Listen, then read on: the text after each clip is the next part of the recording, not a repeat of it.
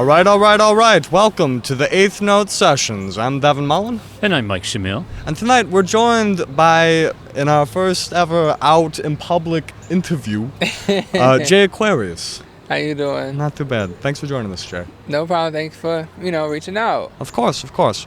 So, let's see. Last month was pretty busy for you. Yes. Didn't you say you had 7 events? About seven performances. When did you find time to sleep during all that? Well,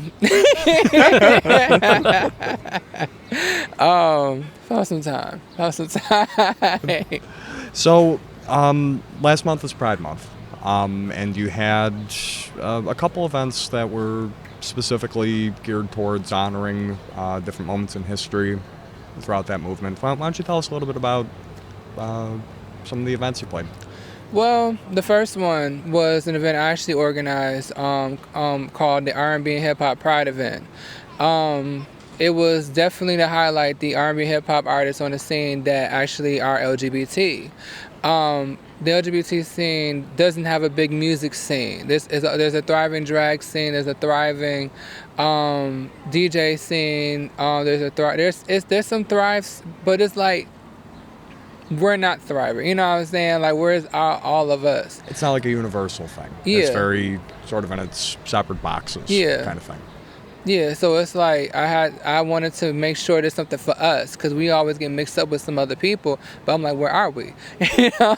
So I had got C4W2, Paris Glen, Incense, Loncé, Starr, and CharlieBae and Incense. Like all of us, we had did the show and Disprettymofo, and it was great. It was really great. Wonderful.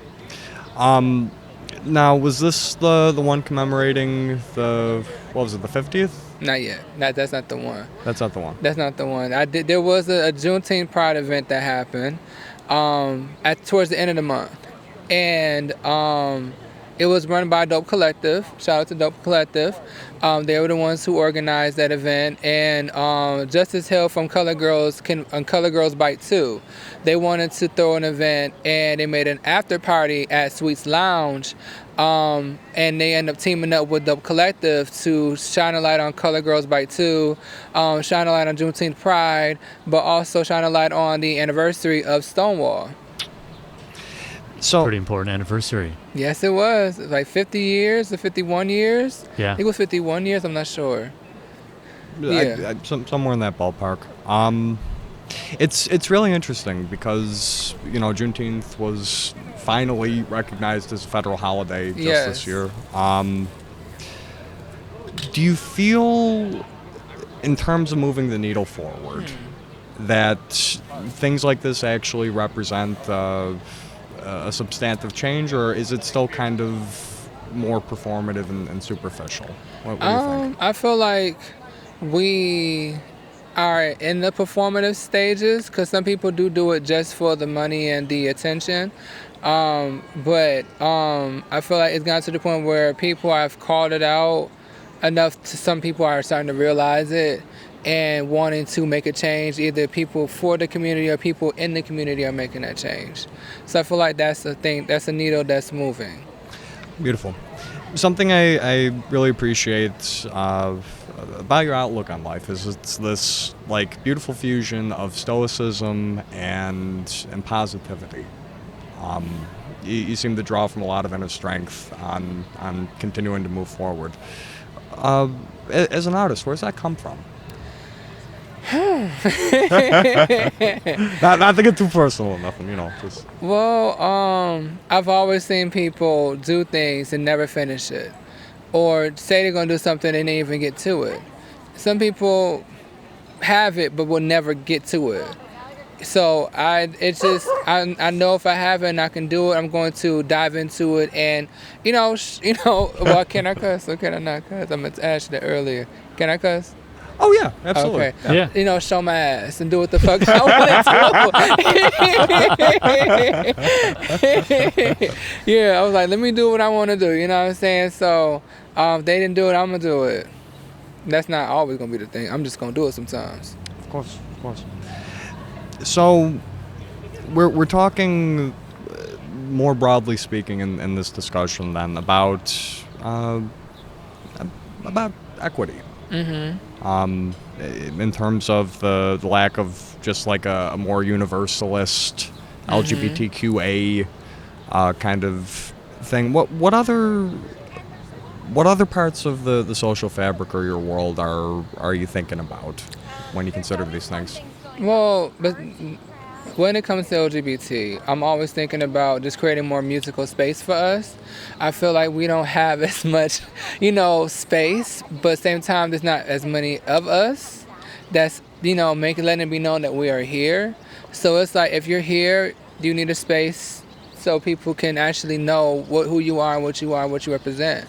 Because it's funny, because actually when I did my, I remember this, after I did the R&B and Hip Hop Pride event, there was a couple of people that I talked to that said, wow, yeah, actually I am bisexual, yes, I'm actually non-binary, but I don't tell people, and I'm like, well, but they're open about it. They just don't heighten, but they actually want to heighten it. But I'm like, I guess if you don't feel like doing it on your own, you can use my platform, because I'm actually using my platform to create more LGBT events so we can actually show more of ourselves. We exist, you know what I'm saying?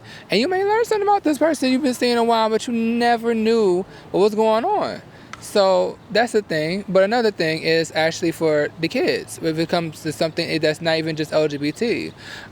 When I first hit the scene, I just didn't have enough room to strap my stuff. I didn't know about many talent shows. I didn't see about many open mics for people under 21. Like, it wasn't until I was 21, literally 7 years ago, that I started actually actively performing, because I was old enough to go in these bars. I mean, I remember I was 20 and I got into Nietzsche's. You mean like solo performance, right? In general? I some venues actually, like my old band ran into this. Our drummer was 16, but the rest of us were drinking age. And a lot of venues were like, oh, not all of the members are above 21. Sorry, can't book your whole act. Yeah. And you're right. Like, there is a real heavy barrier for people who are not drinking age. You could be 18 and still not have any more success than someone who's a teenager in finding venues that you can perform at. So it is a real problem, because there are a lot of fantastic young musicians that just want to play in front of people and start building their chops. And it's a really developmental time where honestly, like if I was still a teenager and I had the opportunity to play more for people, I probably would have been a hell of a lot better in my 20s, because I would have had a little bit of experience during that developmental time. So you're right, like there needs to be more space for that. Yeah, so I started performing. I was 21. I finally turned 21, and ironically, I moved down the street from Nietzsche's. The place I got rejected from when I was 20 was Nietzsche's, and I was with this band. I wasn't performing, but I was like hanging with them and getting some experience through them. But I couldn't be there because I wasn't of age, so I had to leave. But ironically, that next year, I ended up moving next door to Nietzsche's, and I was 21. First thing I did was start hitting them open mics. And got to work. Good for you. Definitely. Thank you. And now you're at the point where you said you've kind of taken people under your wing to provide tutelage. Yeah. Your proteges. Yeah. How'd that come about, and describe what that is? Well, I mean, it just happened. There was some proteges that I had beforehand that I just couldn't help. You know what I'm saying? There's some people that say, oh, I just need your help on this type of thing. And it was consistent enough for me to be considered a mentor to them. So I remember I was a songwriting mentor for an ex-best friend of mine. He was having issues trying to write songs on his own, so I was trying to teach him. Then there was this one girl that she had the total package. She was like really, really great, but we all want to do things whenever we want to do it. You know what I'm saying? So that was a whole different situation. But the room just been there, but I finally got some people around me that I resonated more with and stay connected with. So there's Lunchbox. I started mentoring him a couple of years ago. He is fantastic.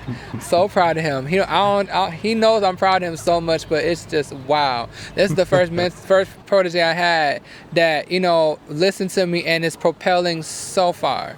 Like, he's in California too. He lives in California, so he's a part of a whole different demographic as well. And using the stuff that I've taught him, he's propelling. What did you see in him that made you want to take up that mentorship? Well, he posted a freestyle of himself, and he was like rapping. He was just rapping because he's a rapper. So he was rapping, and I was like, wow, this is great. And then he made a Facebook post saying, hey, I'm looking for somebody to help me with this because I actually want to take music seriously now. And then a mutual friend of ours decided, he said, hey, Jordan, check him out. Jay Aquarious, check him out. I said, all right, cool. So he hit me up, and we started chatting, and I just been helping with his development ever sinse. You know what I'm saying? Like, he's been doing a very good job. Beautiful. Do you feel?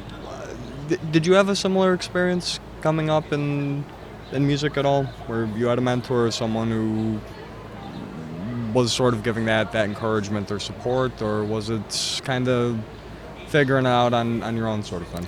I honestly had to figure it out on my own a lot. Honestly, there's some people that give me pointers here and there, but honestly, I didn't have the same thing that I'm giving my proteges, like both Lunchbox and Gabriel Fegan. Like, Gabriel Fegan, he's fantastic. He's an R&B singer. He's on his way, but he's also an author. I was just, I didn't, the attention that they're giving, I never got from another artist. So I'm trying to give them what I never got, just so they can flourish like how I'm flourishing, and he'll even go even further. That's beautiful. That's community. That's important. Yes. When people go and they start reaching that level of success where they feel like that, okay, now I have some more resources to contribute, and they do that, and you do that, that's wonderful. Yeah, like, and it's a mutual thing because we help each other, you know what I'm saying? Like, there's some things I didn't know that they end up teaching me. So it's a real mutual thing. Give and take. So, what do we got coming up? Well, if you had 7 events last month, I mean, how many more can you fit next month? Oh, I have a lot coming up because so we start with the shows or music or. Well, we'll start with shows. Then we can get to like studio stuff and. Okay. Yeah. So, I end up triple booking on for my next day. So because of the Buffalo Infringement Festival, I'm a part of the Buffalo Infringement Festival, and then so I have a show where I'm doing 2 performances, 1 solo and then 1 with my group. But also Lunchbox, his birthday is this month, and he is having a birthday party that day. This is our first time performing together at the same show, and it's pretty special. So I couldn't say no to that. You know what I'm saying? So. I decided to be a part of that. So that's awesome. So that same day, I'm performing with my group at the Nickel City Co-op House, and I'll be performing with him at his birthday party later on in the day. That's nice. What's the date for that? July 31st. Okay. Beautiful. And then anything in August, or are you gonna give yourself a break? Oh, no. August is loaded. You gotta make the most of summer, Devin. Yeah, right. Yeah, it goes by. It's gonna be a lot. That's y'all gonna end up seeing. Like, I have photo shoots lined up. I have video shoots lined up. Actually, I'm acting too. You're acting. Are you doing the 48-hour film project? What? maybe now. Add to the pile, right? Yeah. Honestly, I've been wanting to start acting. So, I actually am starring in a movie. So that's cool. Co-starring technically. So I'm like one of the co-stars. There's 4 of us. I can't give any more detail until we start filming. But I've already been casted the role. I have the role. We about to start rehearsing again next month. Could you at least tell us the genre? Black horror film. Black horror film. Okay. Beautiful. Yeah. We'll have to keep an eye out for that. Definitely. It's going to be very, very interesting. Very interesting. I want to know more details, but okay, come on, you got to get a little more than that. Oh, come on. They're usually sworn to secrecy in film. Okay, so I'm playing a character in the movie called Kojo. Like Cujo? Kojo. But like that Stephen King, like Saint Bernard, Cujo? Unrelated. Okay. Unrelated. Okay. Completely unrelated. Unrelated. Excuse me. Completely unrelated. But it's created by Akira Roberts, aka Akira Oshun. She's big in the theater community. We're actually best friends. So I end up like finding out about the movie through her, of course. And she told me to audition. I auditioned, and I got the role of a character named Grande. So it's a black horror film based off of African spirituality. Okay. So it's going to be some murder, but it's also going to be very spiritual elements. Interesting. I love seeing definitely have to keep an eye out for that. No, I love that stuff. Okay, so then film, live shows, studio stuff? Yes. I'm actually working on a joint EP with a friend of mine named Air King, Air X King. So we started working on this project like winter last year. It started from me just, I want to do this one song. Oh, this other song's so good. Damn it, I want to do this other song, but I can't do it. Okay, he made the beat for it. Okay, cool. So it started gradually becoming a thing. So it ended up being a whole EP. So Gotcha. That's my next project at the moment. It's called The Great Vine. The Great Vine. Yes. And slated release date for that? Tentatively November. All right. Month of Scorpio. Cool. Love it. Love my Scorpios. Love my Scorpios. So the shift gears here a little bit. This year's been a weird one. Mm-hmm. To say the least. To say the least. How's it affected your music? How did it affect my music? Yeah. Well, I had to put everything on hold because, studios were shutting down and locations. Because I was supposed to film the original, an original concept to the Lips video. The week everything got shut down. Oh, man. The exact week everything got shut down, I was supposed to start filming, and I was like, okay, well, all right, we're gonna do what we gotta do. So months passed and nothing changed. So I was like, okay, I gotta figure out something because I'm not just gonna. I have a lot of good stuff, and I create strategies for myself. So I'm like, I have a lot of projects I'm sitting on. I'm like, I want to get into them and get work, to get this work done.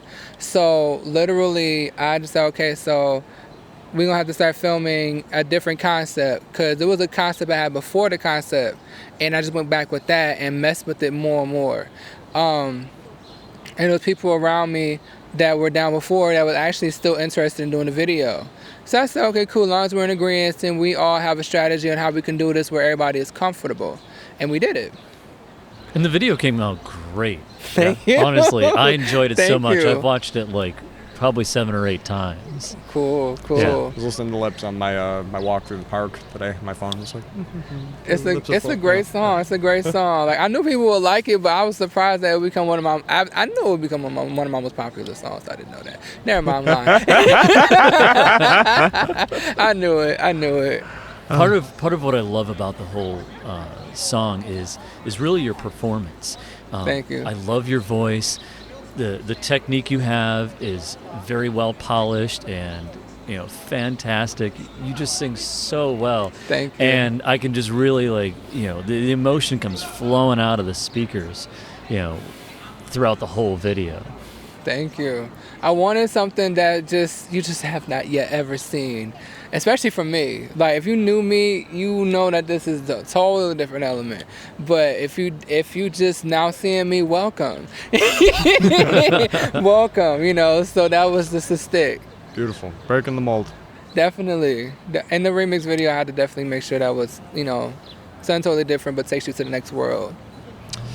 So I think we're just about at time here. I'm gonna give the last question to my co-host Shamil. Yeah, so I'm gonna pedal us back a little bit to Pride Month, and during that time, everyone's ready for Pride, and there's a lot of stuff going on, and it's great because there's a lot of momentum. But how do you take all the progress that you make running your LGBTQ friendly events during Pride and keep that momentum going the rest of the year? Because that's kind of always one of the hard things is, everyone's all rainbows and excitement in June, but after June, the focus shifts elsewhere.